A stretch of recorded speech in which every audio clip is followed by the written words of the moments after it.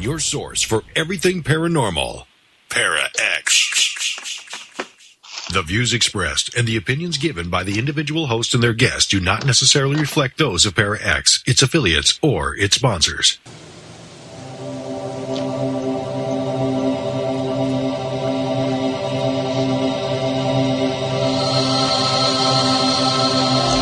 Merry meet and merry part, bright the cheeks and warm the heart. But tread the circle thrice about to keep unwelcome spirits out. Bide within the law you must, in perfect love and perfect trust. Mind the threefold laws you should, 3 times bad and 3 times good. These 8 words the read fulfill, and ye harm none, do what ye will.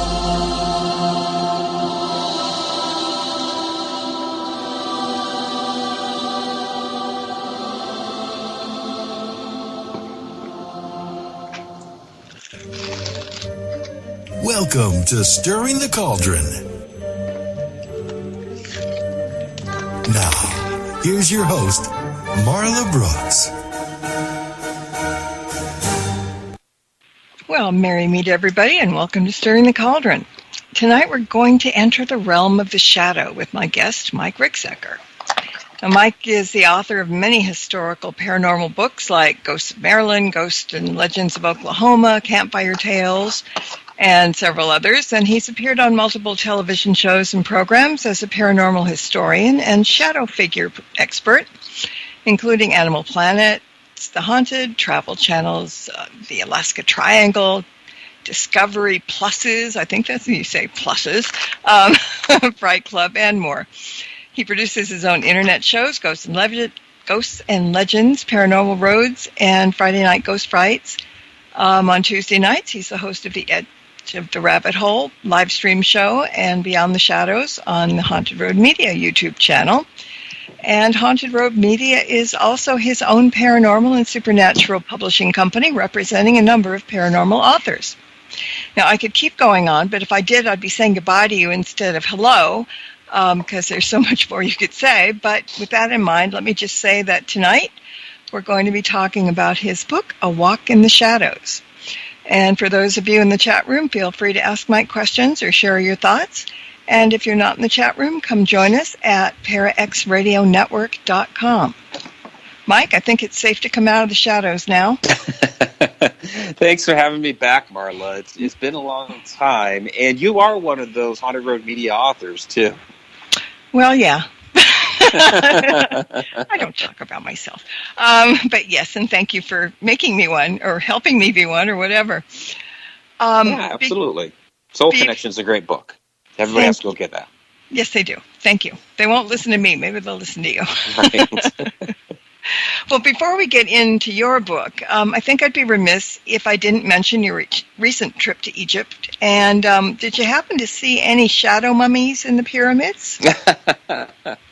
I can't say that I saw any shadow mummies, but I was, on the lookout for, references to shadow entities, because they do go back to ancient Egypt. Well, even before you see references to them back in ancient Sumer and really all over the world. So that was something we did discuss. The couple of tombs where you see those references, we actually those weren't on our itinerary, but there was so much other things that we were exploring there. It was absolutely amazing. It's got to be, and I think they showed up in hieroglyphs also, the dark, shadowy kind of things, symbols. Yeah, absolutely. The ancient Egyptians believed in 7 different parts of the souls, and one of those was the shadow, or what they called the K-bit. So you do see depictions of those. There's a great one in the tomb of Arinifer, which is at the Theban necropolis. He's one of the nobles, and you see the shadow there, basically right by the depiction of the tomb, so that the shadow's supposed to stay here in Rome on Earth, and you see the bobbirds flying off into the afterlife. I mean, there's so much history in Egypt, and I was asking, and I don't know if you have the answer to this, but I was talking to David Wells, medium, used to be on Most Haunted, and he's now doing astrology. Anyway, he was in Egypt, And I got to thinking about it. Do you think that there's a shelf life on spirits? Because, we see spirits that are current. We see spirits that, maybe were in, 100 years ago in Gettysburg or something like that. But do you think that spirits hang around hundreds and hundreds of years, centuries and centuries, or do they just vanish, or do they reincarnate? What are your thoughts on that? Yeah, as far as human spirits, I think at some point they do go on, or they reincarnate, because you don't really hear about too many human spirits that have been hanging around for thousands of years. Now, other spirits that are not actually human, or they may even be interdimensional in nature. Some of those are certainly lingering around, and some of those would certainly be the shadows. Mm-hmm. Yeah, I guess, certain things do have a shelf life. The mummy, the old Egyptians, the ancient Egyptians are probably one of them. Some people see dead people. And while you might see dead people as well, you also see shadow people. And the first time you were pretty young. And what did you think? What went through your mind when you saw that? Because we were 13 or something? Well, I was 13 when I saw the second one. The first time that I saw one, I was 8. Oh. Or thereabouts. And, basically, this was something that happened in the middle of the night. I did not know anything about shadow people or shadow entities at the time. I thought there was an intruder in the house, and it was about to kill me. I just didn't have any context like I do now. It was just there's a tall figure in the room. I can't see exactly who it is. Certainly was not one of my parents, and my sister was younger than I, so she would have been shorter. I thought there was an intruder in the house, and it was going to come up and kill me. I'd seen enough movies at that age where I figured I had enough time to gasp, and then I was a goner. But I'm still alive to tell the tale, which is great. It did do something very unusual, though. It did get physical with me. And what it did, I'm trying to scream, seeing this thing. My mouth is wide open, but nothing's coming out because I'm just too terrified. And it approached my bed, came right up to it, leaned over. I'm staring into this dark, blank face. There's no eyes, no nose, no mouth, nothing. And it took me by the wrists, crossed my arms across my body, and then it ran off down the hall, and of all places, into a closet. So by that point, I found my voice, found my legs, ran off screaming to my parents' bedroom, and very nice, kind parents, and they consoled me and tried to tell me that I had just had a bad dream, but I knew I'd been awake for this whole thing. Wow. And that's interesting because I've never heard of, I don't know that much about shadow people. I've talked and had guests, but I didn't think that there was any sort of that kind of interaction between them. Yeah, it's not common. They can get physical. There's, maybe a handful of stories over the years I've collected in which they have gotten physical like that with people. In most cases, they just kind of stand there and stare, and they're more of the watching and observing kind. Or they might just simply be walking through the room or dashing down a hall or something like that. But on occasion, yeah, they do get physical. My guess is that shadow people are called that rather than shadow ghosts or shadow puppies because they take on a humanoid form. But nobody actually knows what they are, and we may never know. And the one thing that you are sure about, though, is that they do exist. So was those 2 encounters what really made you kind of get into the study mode about shadow people? Or did it take a few more encounters before you decided to delve deeper? Well, I was pretty young at the time, so it wasn't necessarily on my mind at the time that, okay, I had these encounters, I'm going to research it. I was in a small town anyway, and I was fairly conservative. But I did have my first little paranormal investigation at about 15 years old, and so, I did, following that, with the incident that happened there, which was, basically my friend David, as we were investigating this house. We had no idea that's what we were doing at the time, but we were. And he had put his hand flat to this wall in this bedroom, and he turned this bright red and started sweating profusely. And I'm looking at my friend like, oh my gosh, I've never seen anything like this before. And that was kind of the moment that, I knew that I was, truly fascinated with the subject, and that some way, shape, or form I'd be involved for the rest of my life. I just didn't know how until years later. And and I tell people I've been involved some way, shape, or form since that time, and a lot of it early on was research, because I didn't know much. It was kind of one of those where I'm watching the movie The Sixth Sense, and becoming familiar with what EVPs are. He's playing back the cassette tape. I'm like, oh, okay, that's interesting.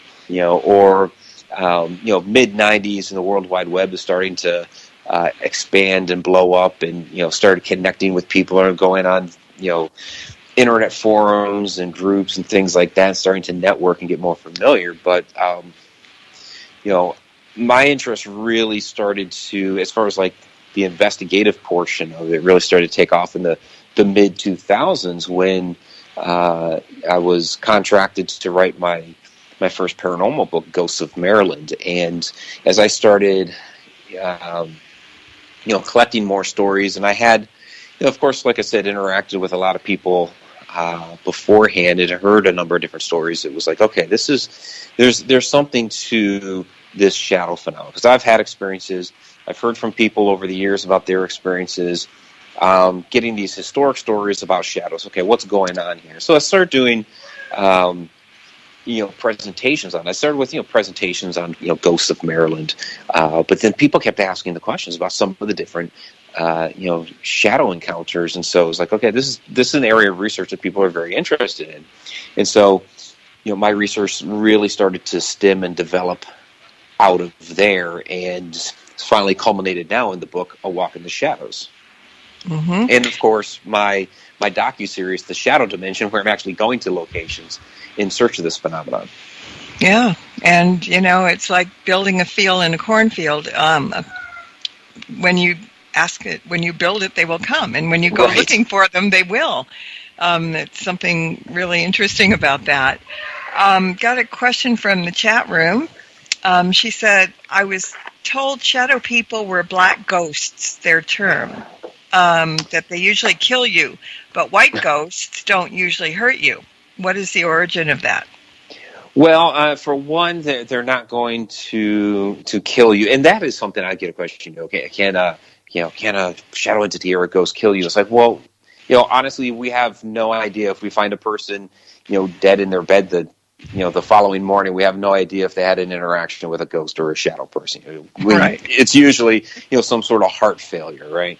Mm-hmm. But the physical encounters have not amounted to murders or killings, and honestly, shadow people get a bad rap because they're dark in color.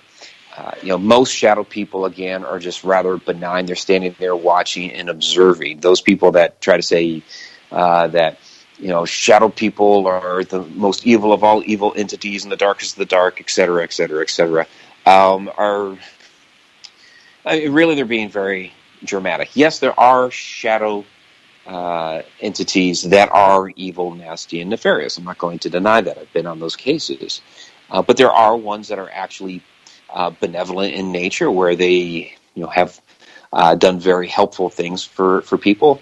And again, most are just benign, standing there watching. It might creep you out, but they're not doing anything but being there, but existing. So it's something I try to dispel in my book, A Walk in the Shadows. Each shadow person is different. They each have their own agendas. Very commonly get the question, what is a shadow person? And they are a large variety of different things. Some are, human spirits that can't fully manifest as an apparition. So instead of coming across as a white ghost, they don't have enough energy to manifest, and they just come off as a shadow. And I'm certainly not going to sit there and say somebody's Aunt Jane is evil. I think what kind of a quote unquote true shadow person is an interdimensional being, something that is come here from some other plane of existence. And you're still with me? Everything kind of went silent. Say what? Okay, I was just wondering if you're still with me. Everything kind of went very, very silent. Okay. I'm listening. That's all right. That's fine.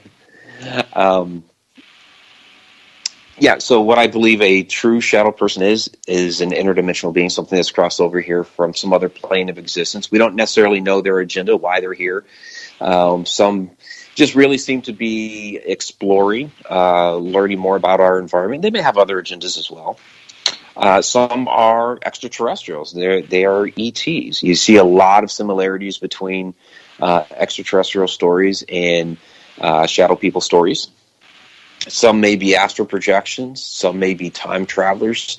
And I could go down a whole laundry list of different things that they possibly could be. So they're not just one thing. And so when somebody, tells me, about an encounter or asks me about shadow people, we really have to get a lot of details to try to find out, okay, what exactly is this specific shadow person and what might its agenda possibly be?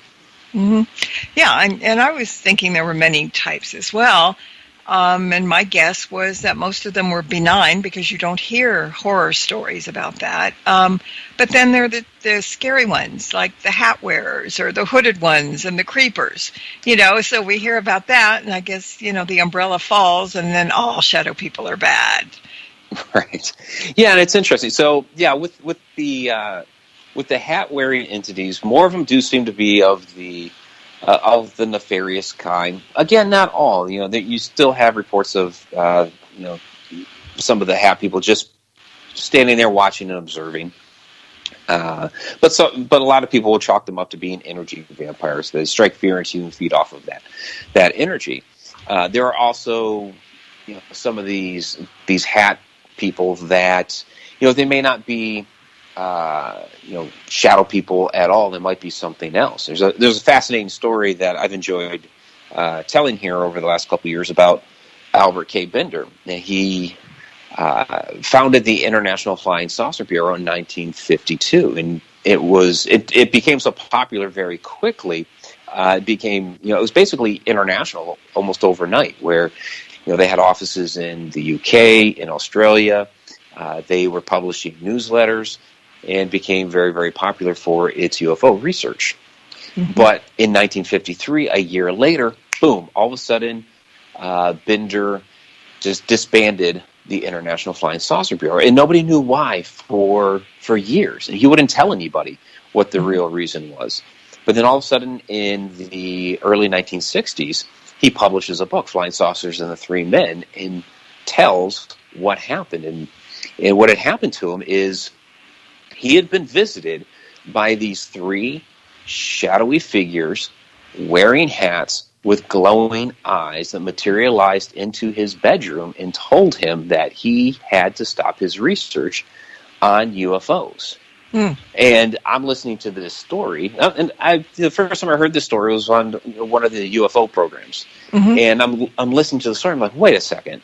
This is a shadow person story. This is like the same story I've heard over and over again from people that have described, the Hat Men. Mm-hmm. He believed that they were extraterrestrials. That they had told him he had to stop his research on UFOs. He believed that they told him he had to stop for that they were there for 15 years and he couldn't say anything until they had left the planet. Mm-hmm. He believed that they were harvesting resources from the water in Antarctica. But other people, like the conspiracy theorists people, will listen to that story and believe that these were the Men in Black. Mm-hmm. So what were these people? Were they paranormal shadow people? Were they ETs? Were they the Men in Black? Who knows? But it's the same story across three different fields. Yeah, well, I was saying, as you're talking about that, I'm thinking, talk about the Men in Black, huh? There must be. It was logical. What do you think is their purpose? And that's really a generic question and maybe impossible to answer, but, ETs come down for a reason, ghosts come down for a reason, so any thoughts on that? Yeah, and that's kind of what I was alluding to before. Is you need to try to find out, okay, what's the agenda of this particular shadow entity. The ones that are just human spirits coming across as a shadow. It's the same as kind of any haunting. They're lingering within the house for some reason, whether they have some sort of unfinished business or they don't know how to cross over. Yeah. My buddy Rob Guttrow tells a story about his aunt that appeared to him as a shadow that wanted him to deliver a message for her to his mother. So there you go. There's the purpose right there. Mm-hmm. I had a hypnosis session a few months ago about my first experience that I had as a child where it crossed my arms across my body because I wanted to know more about that particular incident. Right. And what I learned from that particular session was that it was not trying to scare me. And some people had tried to suppose that, okay, maybe with the arms crossing across my body, maybe it thought I was dead and was trying to put me into a burial pose, that sort of thing. So yeah, it had like all these different, like the crook and flail, like the ancient Egyptian sarcophagi. Like we were talking about ancient Egypt earlier. So it's like, okay, that's an interesting idea, but did not have a straight answer. So, hearing, okay, it did not know that, basically it didn't know that I could see it. And it was surprised when all of a sudden I'm sitting there trying to scream and realizing that, I just scared a child. Mm-hmm. And so what it was doing when it crossed my arms across my body, it was almost kind of like trying to comfort me and have me like hug myself. And there was a vision from that hypnosis session where after it crossed my arms, it actually kind of patted me on the wrist, like, it'll be okay sort of a thing. And so the hypnotherapist was asking some questions within the session about, okay, where did you come from? And it said from another space. Of course, the follow-up is, you mean from another dimension? And the response was, well, we would call it a dimension, but it's really from basically some other space out in the universe. So kind of, take that for what you will. But then the question, okay, what were you doing here? And what it was doing was exploring and trying to learn more about humankind. So, it's kind of interesting to me. Obviously it sounds like, okay, this was an interdimensional being, exploring the cosmos from whatever, dimension or whatever they're calling the space, wherever that is, coming through to here, discovering humans and then trying to learn more about us and not realizing, they can actually kind of see us. Yeah, big surprise. Yeah. So is it fairly common for people to encounter shadow people? A lot of people actually do.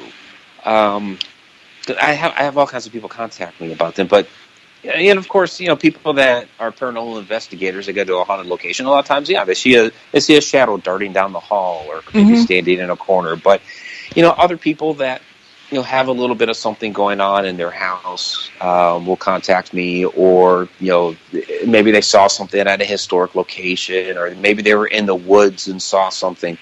They're a lot more common than I think people really believe they are.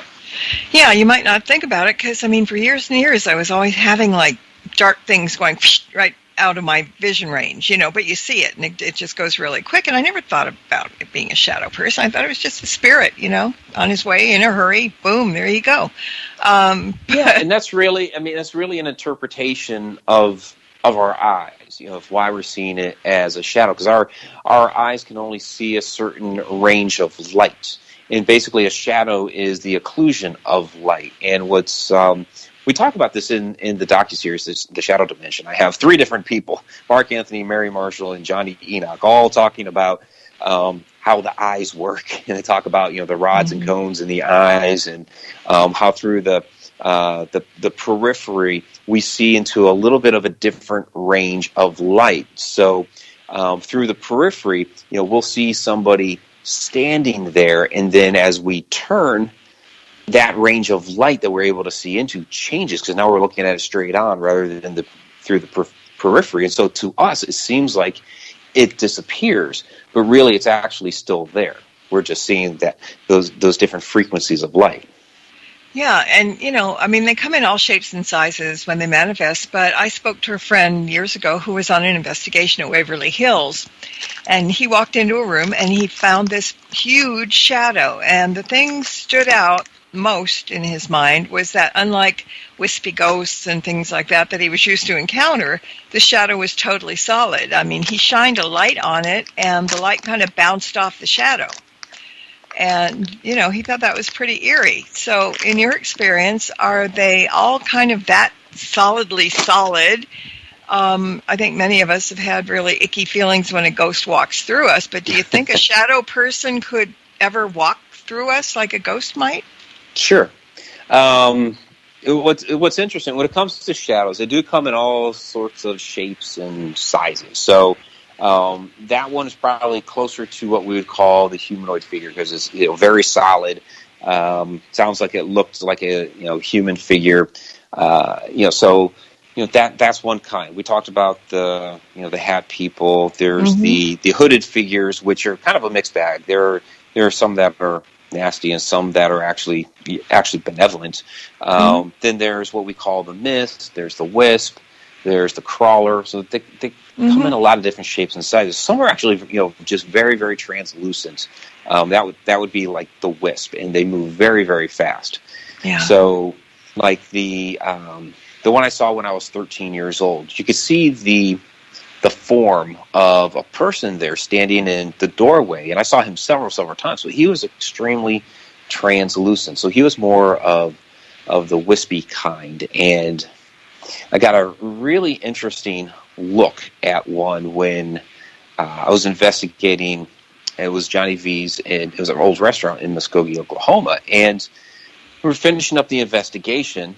A couple of guys were up in the bar area. A couple of others were out in the front dining room area. And I decided to do a last photo sweep of the restaurant. I walked through the main door to the kitchen and just saw this quick little, like I said, wisp of a shadow dart across the room. It was tall, very narrow, very, very translucent, but you could tell it was there, and it just darted right across the room. What's interesting is you heard it boom, slam into the side door of the kitchen, which was just a little flimsy metal door that waiters and waitresses would use to carry large trays of food through. You could tap that door with your finger and it would open. It was that flimsy.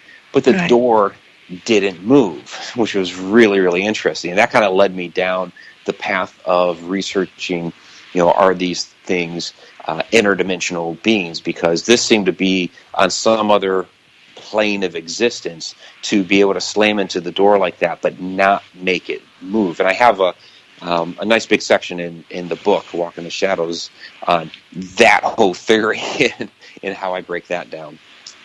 Yeah, it's kind of amazing. And the friend of mine, I think what really got to him the most was when the flashlight bounced off of the shadow. He just didn't expect that. He expected it to go through or whatever, but he said it literally bounced kind of back. And he knew about shadow people, but apparently this was the first one he'd ever gotten really close to. And he said it just kind of freaked him out because he said it was just so black and so heavy looking that it was rather amazing.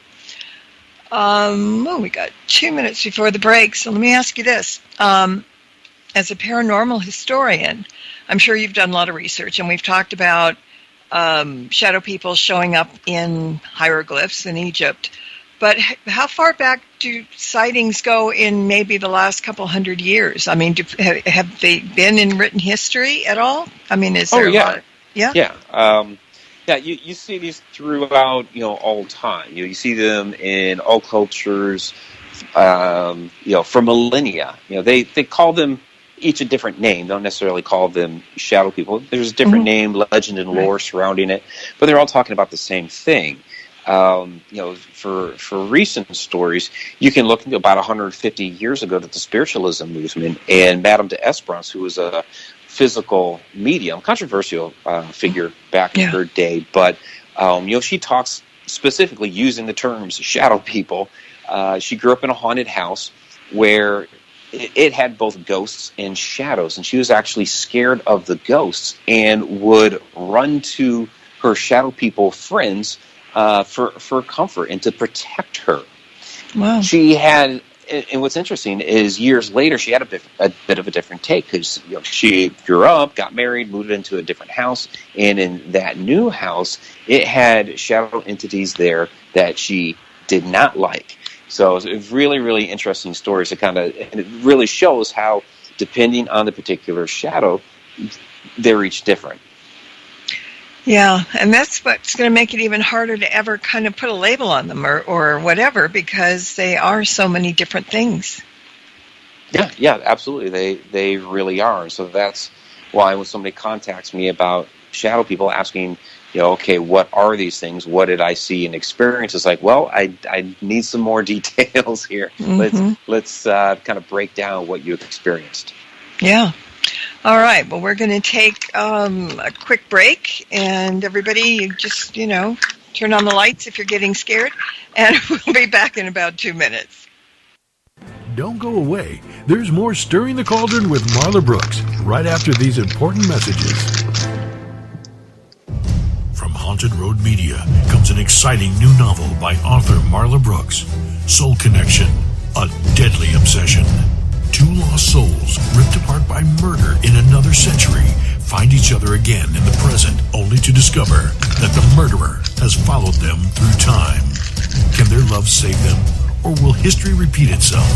Find out in this captivating new novel by Marla Brooks, Soul Connection, a deadly obsession. Available now on Amazon.com and at BarnesandNoble.com. You've no doubt heard of Tango and Cash, Whiskey Tango Foxtrot. Perhaps it takes two to tango. Well, now, on the first and third Thursdays of each month, there's a show called Tango and Friends at 8 p.m. Eastern on the Para X Radio Network with your host, Bruce Tango. And yes, there will be at least two to tango on each episode, sometimes even more. There's going to be lots of topics and lots of guests you'll all know and lots of surprises. Tango and Friends every first and third Thursday of the month at 8 p.m. right here on the Para X Radio Network. Hey everyone, thank you so much for listening in to Stirring the Cauldron. I just wanted to give you a quick heads up if you don't already know about the free weekly Witches Oracle deck readings that I post on my website every Monday.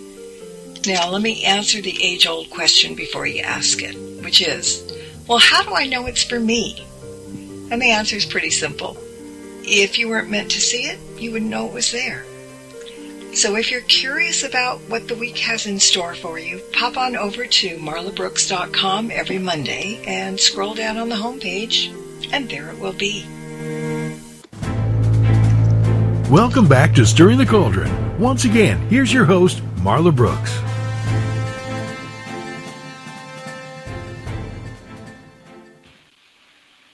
Hey, welcome back. My guest is Mike Ricksecker, and we're talking about his book, A Walk in the Shadows. And I just want to put a little aside. Earlier, it made me giggle during the break because Mike mentioned that he published one of my books. And all of a sudden, and I said I don't really talk about them. And Sarge, who gets paid the big bucks for being this clever, grabbed the commercial and stuck it in the commercial break. So, Sarge, thank you. That was pretty cool. All right. Yeah, it was nice to hear the commercial. That was great. It was. It surprised me because it just made me a liar. But okay, let me say, Sarge has carte blanche to put any commercials on he wants. I give him that. The break is his. And sometimes he does amazing things. And, well, he does amazing things a lot of the time because he's putting up with me all these years. But that was really nice. All right, so let's get back to some shadow people. We were talking, you mentioned a little bit that a lot of times they're blank. They don't have features. But sometimes they have eyes. But I've never heard of one with a mouth. Do they make, well, you said kind of before that they talk to people. So they do make sounds, or they seem to be trying to communicate with people sometimes? Well, when they communicate, Yeah, that's kind of thing. They're shadows, so they don't have a mouth. They don't have a vocal box. The way that they communicate you don't hear a lot of stories about communication, but for the handful that do exist, it seems to be some sort of telepathy or thought transference that you'll hear their voice in your mind, sort of thing. So it's not common, but it does happen. Yeah, because I've never heard that either, and it was just kind of like, that's kind of interesting. So a couple of weeks ago on my show, we were talking about sleep paralysis with a guest as far as alien encounters are concerned. Mm-hmm. But you have a whole chapter discussing sleep paralysis, both medically and shadow people morphing into somebody's bedroom in the middle of the night. It's a topic that can boggle the mind, but it's not too uncommon, is it? Yeah. There's a whole section in the book on sleep paralysis because it is a very common question, and there's a lot of misinformation about this as well. So, the medical community will say that what shadow people are basically hallucinations that you see from your dreams playing themselves out in your bedroom while you're experiencing sleep paralysis. Sleep paralysis is a real biological phenomenon. Definitely not going to say that it isn't, because I have experienced real sleep paralysis, although never during any of my shadow people encounters. Even that very first one when I was a child, I was not paralyzed during that. My mouth opened. Obviously, my arms moved. I was able to turn my head and watch the thing run down the hall.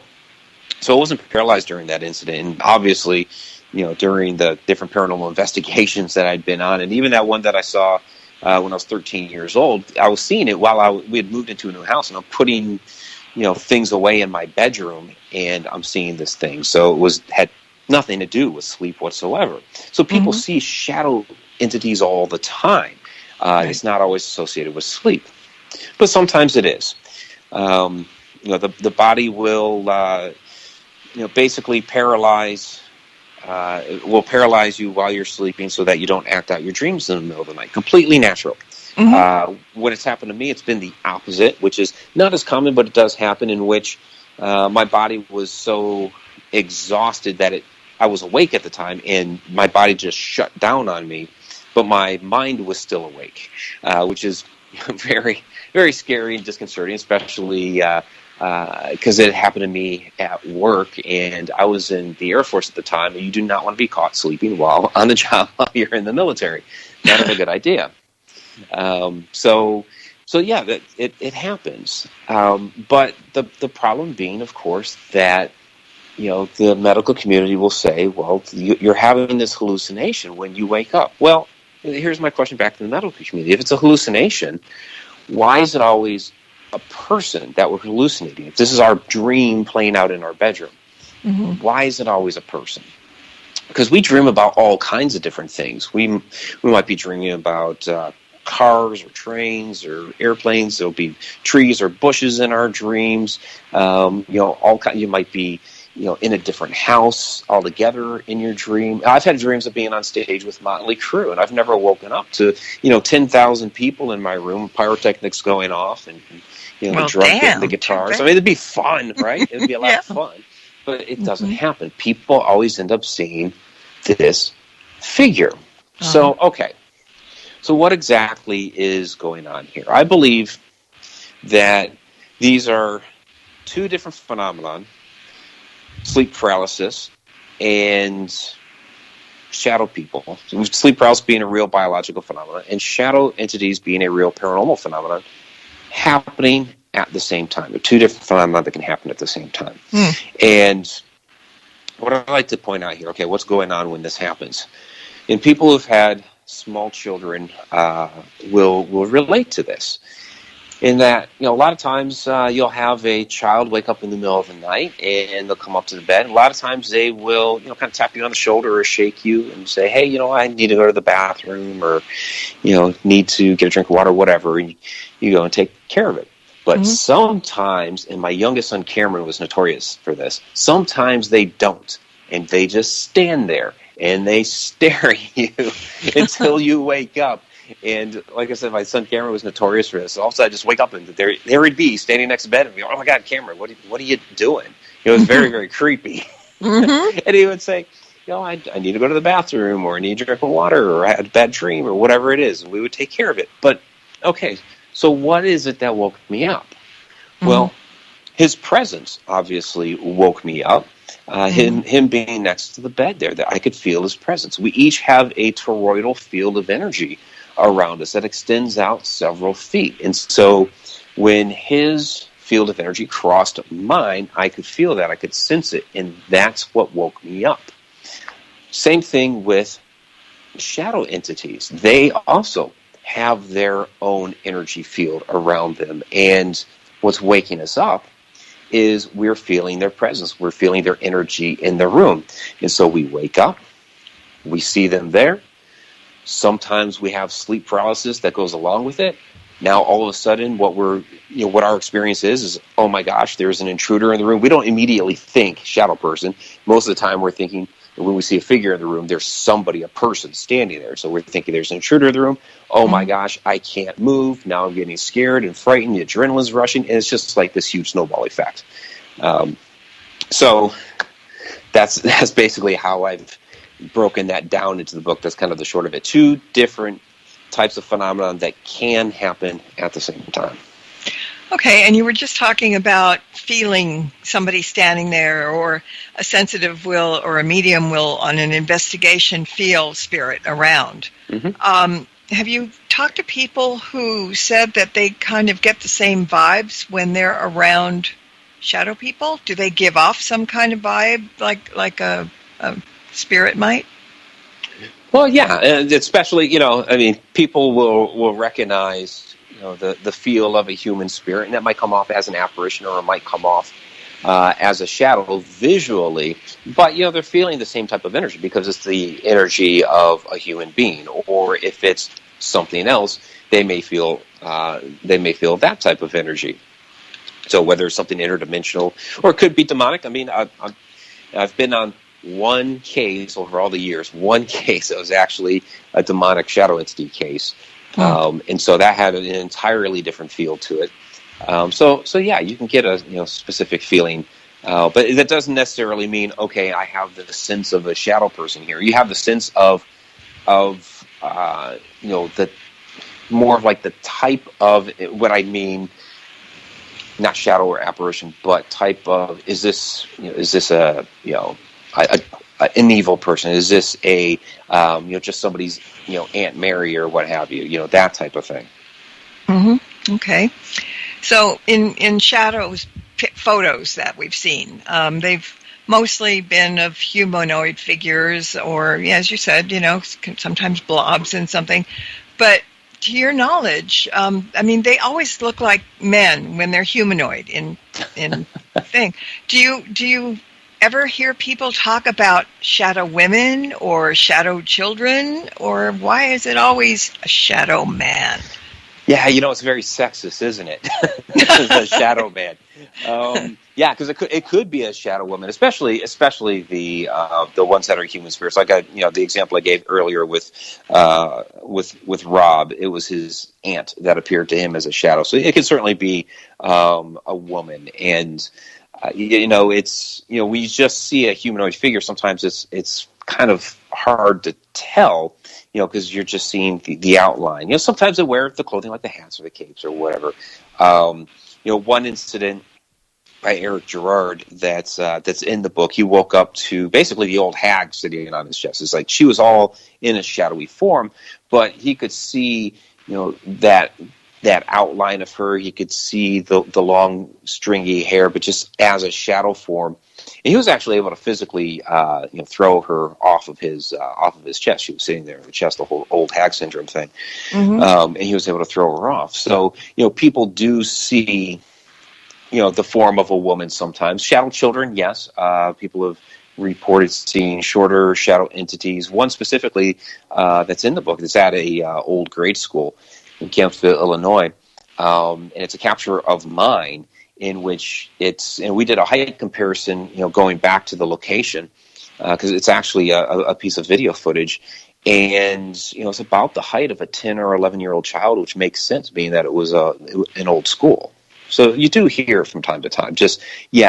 I think the common nomenclature is shadow man, but you do get women, you do get children. There are shadow pets as well. Oh, I'd like to have a shadow pet. You didn't have to clean up after it, and it wouldn't throw up hairballs or pee on the rug. That might not be such a bad thing. Yeah, not too bad. All right. So one of the chapters in your book, just absolutely, my eye went right to it because I'm a little strange at times. Things that are quirky catch me. Let's talk about the WTF shadows. You have a whole chapter about WTF shadows. So you want to explain what your WTF file is comprised of and maybe talk a little bit about it? Yeah, the WTF file, it's just stuff that just doesn't make any sense. You don't know where to really put it because, as humans, we tried to, categorize and compartmentalize everything. And so the whole front of the book, goes through the different types, again, the humanoid figure, the hat people, and splitting it up like that. But you get these descriptions of, Madison Seminary. It was a gorilla-type looking shadow entity. It was, somewhat human in form, somewhat gorilla in form.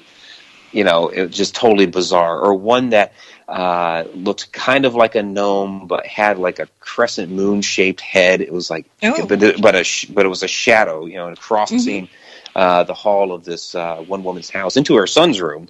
And so she, of course, got scared and ran into the room, but didn't see it. But she had seen it cross the hall. So it's just, some of the descriptions of where in the world do you even put that? So it's the WTF file. Yeah, I mean, I'm just kind of thinking back, and there was something about a person seeing a short shadow person with a pointy head and a pointy chin, and it sounded kind of dwarf-like. Right, exactly. It's just, I suppose, if you're, okay, we don't know what shadow people are made up of, but if we could kind of shapeshift, and maybe they do, I don't know, you can answer that question in a minute, maybe they can look at anything they want. I mean, they could see something, suppose they showed up in somebody's bedroom and they had a crescent moon lamp or something, or, whatever. I wonder if they could shape-shift into something like that they could see. I mean, that's possible, if they're a shape-shifting type of entity. These could also be, we have all kinds of legend and lore from our history that talk about, these different strange entities, whether they're gnomes or leprechauns or fairies, and, that it could be, these could be some of those types of entities that are still around today that we don't normally see, and we kind of see it morphing into our plane of existence for a split second, and that could be where they got these stories from long ago, because they actually did see something back in the day, and they didn't understand what they were looking at, so they created a story to go around it. Mm-hmm. And a little bit earlier also, you were talking about they're not always bad. Some of them are benevolent. Do you have any samples of maybe what one or two have done to try to help somebody or heal somebody or anything like that?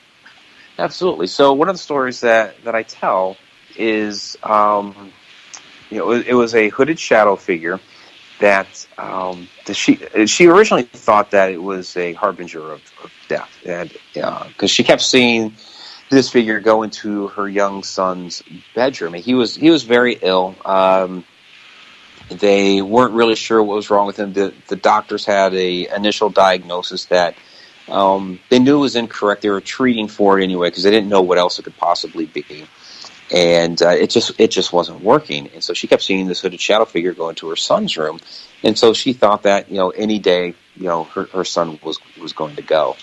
So they're back at the doctor's office, and the doctor's saying they're going to run through the same tests again. And just before they're about to get up to leave to go do the test, all of a sudden he turns his head as if somebody's speaking into his ear. Then he turns back around and says, "You know what? Let's actually run these other tests first for this, other type of disease. And sure enough, it was this other disease that he had. It was treatable. The boy is fine to this day. And they never saw the hooded shadow figure again. And the mother believes that what was going on was the hooded shadow figure was there to figure out what was wrong with the boy. And once he figured it out, he was there in the room with the doctor, even though they couldn't see him, but was the entity that was whispering into the doctor's ear to tell him to run these other tests. And that leads to the question, how did the shadow person actually be in that room and know that that boy was ill? Is there maybe there's some kind of connection between them and us and we don't know about it? Yeah, did they have some sort of technology that determined that? Was it a feeling? We have no idea. We have no idea how it was able to diagnose and then give the solution to the doctor. So it's kind of amazing, and a lot of people say that ETs are scary and they're going to eat you alive. The Greys are going to nibble on your toes and all that stuff. But there are lots of cases of that kind of healing going on in that respect too. So maybe this was one of them. Yeah, absolutely. Yeah, not all ETs are evil, nasty, and nefarious either. You're going to get a mix. On all these different, regarding all these different realms, whether it's the ETs, whether it's interdimensional, whether it's, on some other spiritual plane, you're going to have both good and evil. You're going to have a yin to the yang and all that. Yep. It's always there, no matter which realm you're talking about. So, not all ETs are evil, nasty, and nefarious. Not all of them are good either. Same thing with shadow entities or other interdimensional beings. Some are going to be good, some are going to be bad. Just like with humans, we have some good humans, we have some bad humans. So it goes both ways, and you have to look at each individual entity and try to evaluate. Okay, what is it that I'm dealing with here? Is this something good or something bad? Well, everything has a duality. You can't have light without dark. You can't have the sun without the moon or the stars or all that stuff. So, people are easy to talk about, like black magic. Black magic is black and white magic is white. And you know what? It's gray. It's not one or the other. It's whoever's doing it. And, the same thing goes for people. What's the intention?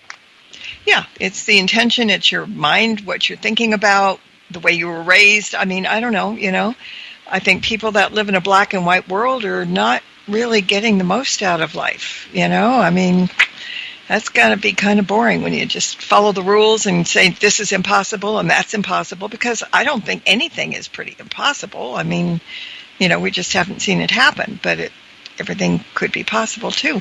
All right, one more. Limiting us are our own minds. Yes. Yeah. Or if we listen to other people. Make up your own mind. If somebody, I love hearing things from other people. Some things I agree with, sometimes I don't, but it's nice to hear both sides. Doesn't mean I believe or disbelieve, but we learn from that, We learn don't listen to that person anymore. He's nuts. But you know how it goes. It works that way. All right, so the question for the chat room, and you kind of touched on this already, but she said, how many people have touched a shadow person or apparition that you know about? Obviously I had one touch me.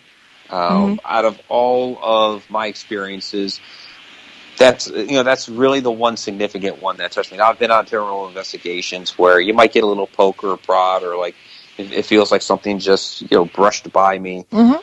So there are several cases of this. It's not rare, but it's not very common. It happens sometimes, where they might poke or prod you, and sometimes you don't quite understand that either, or some of these, people will be like, something pushed me, it must be evil, or something, scratched me, it must be evil. And it's like, well, maybe they're just trying to tap you on the shoulder, didn't realize their own strength or their own energy, and it was kind of an accident. They were just trying to say hello, No, that's possible, and I guess it's people have to make up their own minds about what's going on. And I'm wondering too, like for so many years, people were afraid to say, I saw a ghost or I saw an apparition and whatever.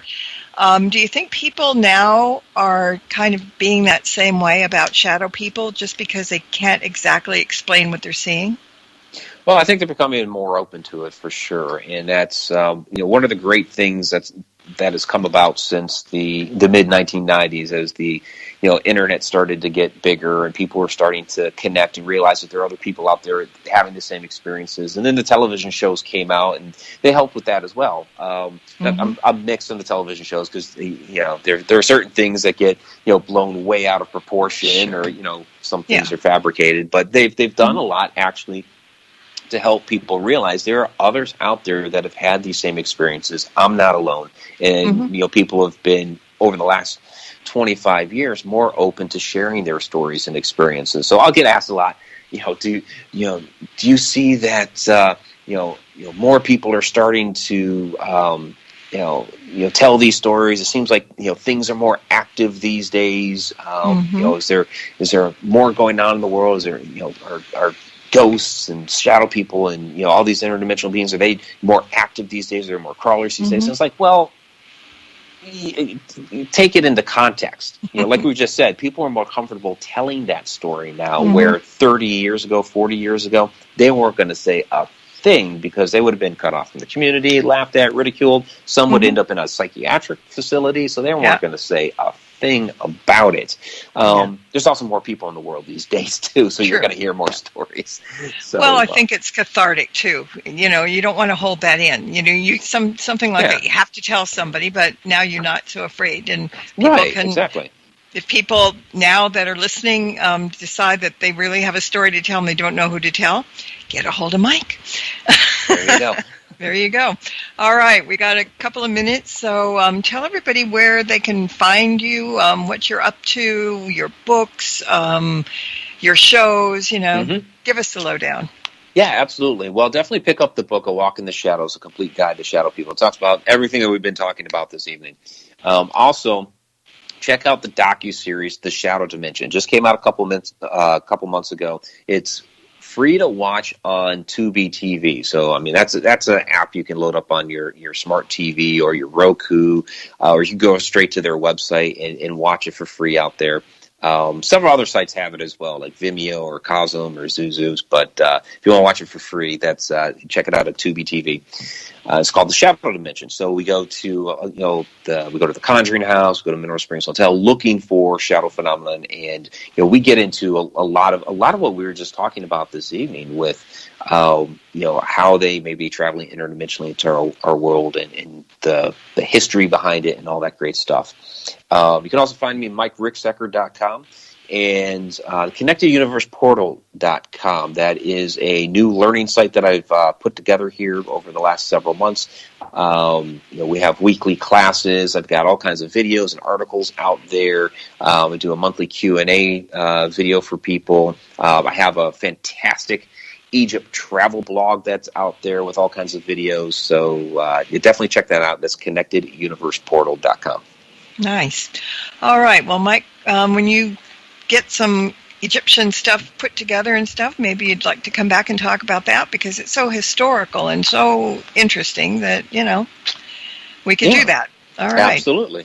Okay. Well, it's always a pleasure having you stop by. And I want to thank everybody for listening as well, whether it's live or podcasted. And until next time, everybody, blessed be and merry meet again. Good night. This has been another edition of Stirring the Cauldron with Marla Brooks. Be sure to tune in next week at the same time for another great guest and more fun. Any rebroadcast or other use of this program without permission is strictly prohibited. Copyright 2009.